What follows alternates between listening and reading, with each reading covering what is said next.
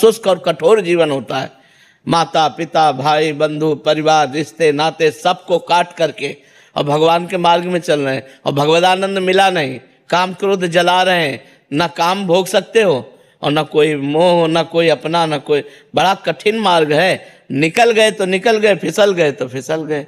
तो यह नहीं अगर पत्नी दुख का कारण होती तो जितने बाबा जी है सब परम सुखी हो जाते। ऐसे प्रारब्ध क्यों इनको लगता, नहीं लगता है? हाँ, ऐसा नहीं है।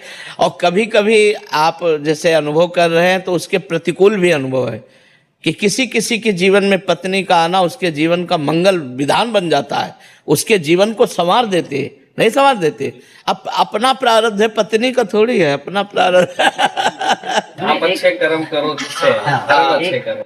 गांव में एक कहावत थी, बिना पुरबुले के कर्मन के मिले न सहोदर नार। मतलब जो सुंदर सुख प्रदान करने वाली, जैसे अपने भाई बहन है जितना प्यार है इससे कई गुना बढ़कर के प्यार देने वाली जो पत्नी है वो बिना पुरबुले के कर्मन के, पूर्व के कर्मों के बिना नहीं प्राप्त होते। अगर पूर्व का बहुत अच्छा कर्म है तो हमको जैसे सहोदर अपने भाई बहनों से सुख मिलता है, ऐसे वो विश्वास पूर्वक। अब आज तो विश्वास बड़ा डगमगा रहा है, नहीं डगमगा रहा है। तो प्रारब्ध भोग अपना और स्वभाव उसका। महाराज जी, क्या दोनों तरफों से है, एक तरफा नहीं है? कुछ बहुत सारे प्रश्न ऐसे पढ़ते हैं आपके आगे तो प्रस्तुत उतने ही हो पाते हैं समय के अभाव से। पत्नियां ही बहुत दुखी हैं, फिर कभी पति बहुत दुखी हैं, तो महाराज जी दोनों तरफ से कर्मों का प्रारब्ध है, मतलब उसमें कोई ऐसा नहीं है कि किसी एक तरफ से ही है। काफी सारी ऐसी हैं, पत्नी सही मार्ग पे चलना चाह रही है, पति शराब पी के घर आ रहा है, क्या कैसे चलेगा वो? तो वैसे ही पत्नियां तो ये बात पत्नी भी कह सकती कि अगर जिंदगी में दुख का कारण है तो पति है।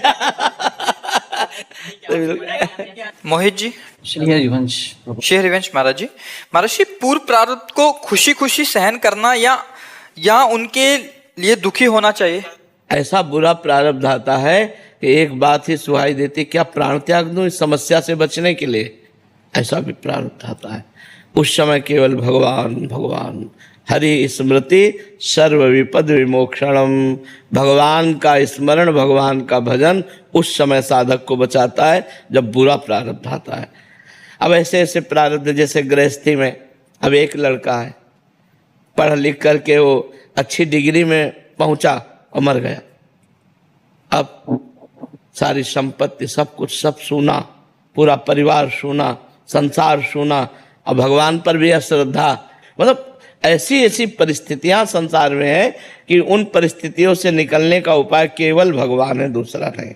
अगर भजन नहीं है तो परिस्थितियां मिटिया मेट कर देंगी, ऐसी भी परिस्थिति आती है। तो इसलिए हमें लगता है सुख और दुख, सुख सह जाए अभिमान ना आवे और दुख सह जाए हम उसमें नष्ट ना हो, ये भजन से बल मिलता है। और ये सबके जीवन में सुख और दुख दोनों आते हैं, इसलिए सबको भजन करना चाहिए।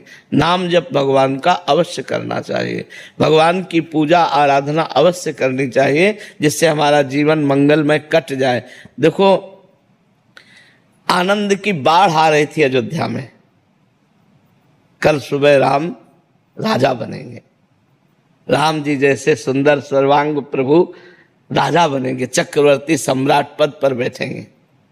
और समय के बिगड़ गया, 14 वर्ष का वनवास, तापस वेश विशेष उदासी, 14 वर्ष राम वनवासी।